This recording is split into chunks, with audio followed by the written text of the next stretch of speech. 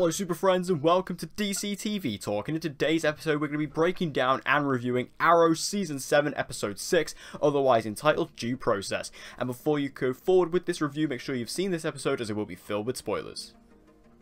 So the episode kind of starts out with a few different scenes that don't really have too much going on, so I'm just going to jump ahead a little bit to the moment where we save Anatoly. Obviously at the end of the last episode we did actually see Anatoly being assaulted by Diaz and the Silencer in Moscow, and you do actually find out in this episode that due to Anatoly's betrayal in Season 6, Diaz has actually slaughtered the whole of the Bratva. So the Bratva are no longer a thing in Arrow, or at least they're not, you know, as big. I assume there are obviously a few members left, obviously like Anatoly, but, you know, the Bratva as a force, they're not an army anymore. They're not what they were for the past 6 seasons of Arrow, so that's quite interesting actually.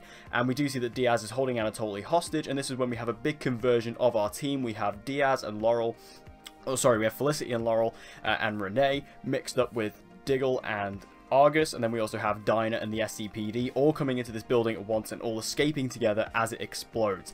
And this was just a pretty awesome way to bring Anatoly back, because I love Anatoly. I think he's so good. David Nicholas, such a treasure as an actor. I love him on this show. I just find Anatoly a really entertaining character, so seeing him back, I was very happy to see that, and now we have him back for this episode. I don't know how much longer he's going to be in the season, as they kind of send him away at the end of the episode, which I'm sad about. But given the fact he is still alive, I'm surprised he's still alive, to be honest. I thought he was going to die in this episode. But hopefully he'll return. But it was nice to have him in this episode. So this is then followed up by probably one of my favourite scenes, maybe even my favourite scene in the entire episode, is when we see the team all at Argus. And I think this is the first time in a long time that the entire team, obviously except Oliver, have been in the same room together.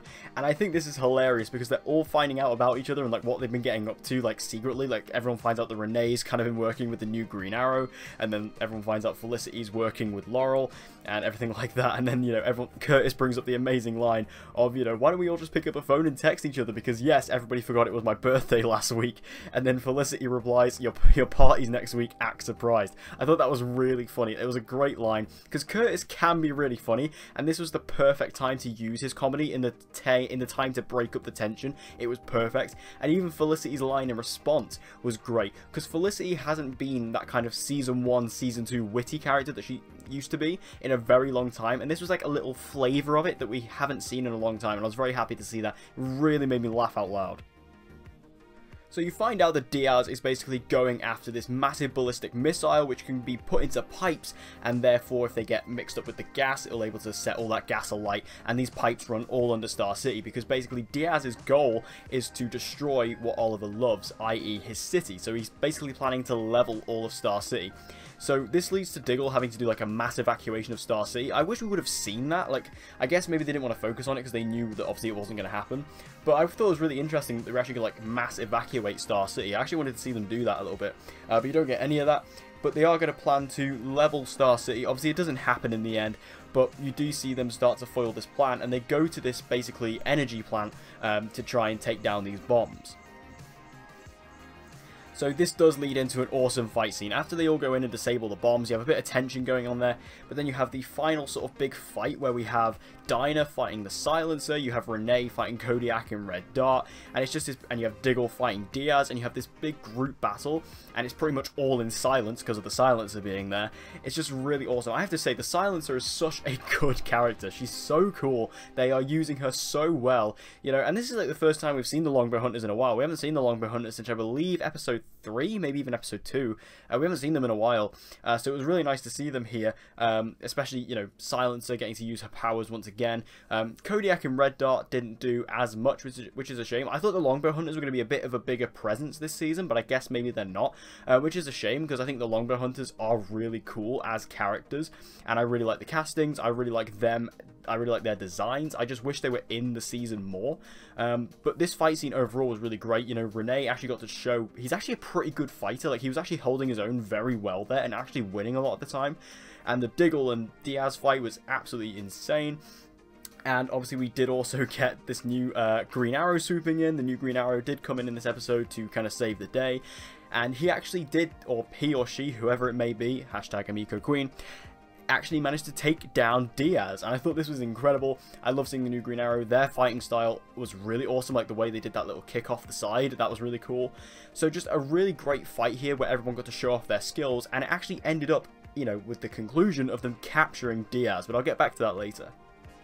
So going back to the prison storyline, obviously we have Oliver back on level 1 with Stanley, and you get this kind of storyline that was teased in the synopsis for this episode, which basically tells us that a guard has been murdered, and Stanley is essentially the #1 suspect. He's taken to the hole, and he's basically taken there due to the murder of this guard.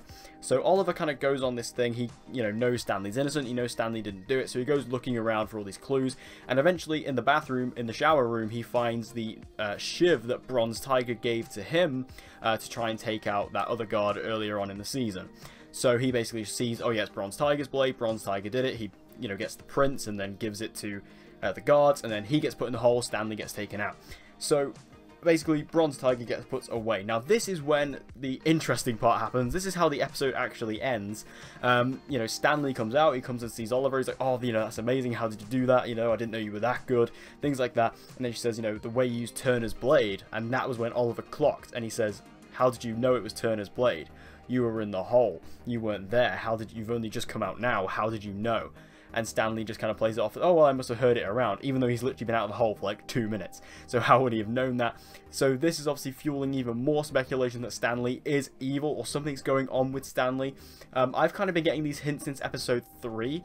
When episode 3 he does, you know, say never trust anybody in prison. Like he says it just off camera a little bit. And that was my little first hint, was in episode 3. And I've been a little bit suspicious of Stanley. I don't really want him to be a bad guy, because I think he's so likable. And he's just like, you know, he's such like, he comes across as so innocent. But clearly that is meant to be an act. But obviously Stanley, there's definitely something going on with him there. And Oliver is finally starting to clock on. And I reckon we'll find out what this could be in the next episode. Now, we also got the return of the flash forwards in this episode. It seems to be like the flash forward, you get like 2 and then 1 off, 2 and then 1 off. So I really love all this. So basically you find out that Felicity has actually gone down a bit of a dark path in the future. Obviously at the end of the last flashback sequence we found out that Felicity was dead, or is dead in the future, and she was murdered. So you find out due to Dinah that basically she took up the mantle of the Calculator. Obviously the Calculator was her father. Obviously he took up that mantle in season 4 of Arrow, and she took up that mantle and carried on.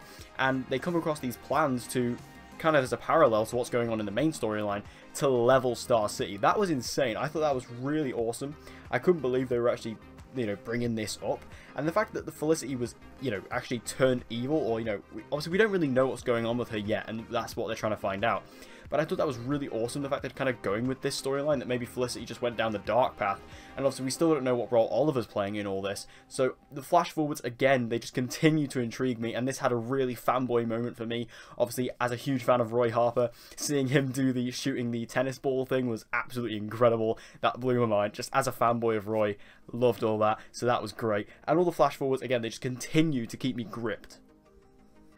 And while we talked about the ending scene with Stanley, the scene that comes just before that is we have Diaz captured in the SCPD, and Felicity goes in to talk to him. This scene was great. This was an awesome scene. I loved this, you know, because Anatolys actually gives Felicity a gun, because they had all those conversations in this episode talking about how, you know, she's become very similar to how Oliver was when he was in Russia with Anatolys.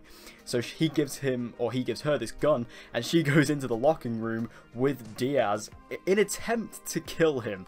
And I have to say, Kirk Acevedo absolutely nailed it in this scene, just watching him, you know, sat there with a big grin on his face the entire time, never breaking it. I thought it was fantastic. And, you know, even Emily Ricard, I think, did a good job in this scene as well. And then Laurel comes in and stops her from doing it. And this is when we find out the kind of setup for next week's episode.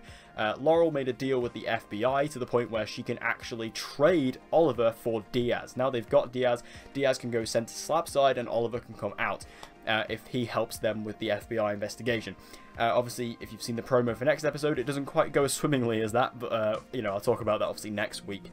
But this was a really awesome turn. I'm very surprised they captured Diaz. I was very shocked by that, especially because we know it's not really going to stick, because Diaz, or Kirk Acevedo, is a series regular this season, but I was still very surprised to see him actually capture Diaz at some point within the episode itself. Overall, though, I thought this was a great episode. I know this review was a bit shaky. I kind of missed out some stuff like in the beginning, and, you know, the stuff with Laurel defending Oliver, but in the end it didn't really matter. It didn't really do anything really in the end. So overall, though, I thought this was a great episode. I really enjoyed it. It just, you know, Arrow just continues to keep me engaged, to keep me super excited every single episode of this season. I think Season 7 has really been the change up and the switch up that Arrow's needed to keep it feeling fresh. You know, Beth Schwartz has been an incredible addition. The new writers have been great. Just everything about this season is so good. And, you know, we're pretty much on a non-stop ride now. The next episode looks incredible. Then we've got the mid-season finale. And then we've got the crossover. Like, we're pretty much on a non-stop ride from now for, like, the next 3 episodes. And I'm so ready for it. But what did you guys think about this episode? Make sure you let me know all your thoughts about it in the comment section down below. Did you like it? Did you hate it? Let me know what you thought in the comments down below. So, thank you guys for watching this video. I hope you enjoyed it. If you did, please give it a like. It'll help me out a lot. And share this video with anyone and everyone you know who loves DC TV and get them to join the community. And as always, guys, please subscribe for all of your latest content on Supergirl, The Flash, Legends of Tomorrow, and Arrow. And with all that said, guys, I hope to see you again in my next video.